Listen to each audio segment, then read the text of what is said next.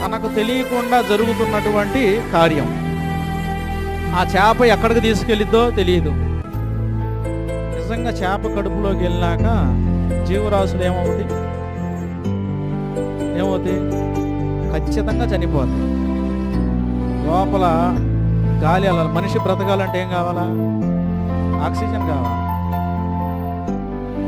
అంటే అతడు ఆ లోపల ఉండి ఆ నీళ్లకు, ఆ పాసి నీళ్లకు, ఆ దుర్వాసనకు, ఆ నాచు తలంతా చుట్టుకొని అదంతా ఉన్నా సరే అతన్ని బ్రతికిస్తుంది. ఏంటంటే అతనిలో ఒక నమ్మకం, నేను తప్పు చేసి వచ్చాను కాబట్టి నా దేవుడిని నేను ఆయన మాటను అంగీకరించకుండా పారిపోయి వచ్చాను కాబట్టి నేను ఇప్పుడు ప్రార్థన చేయాలి.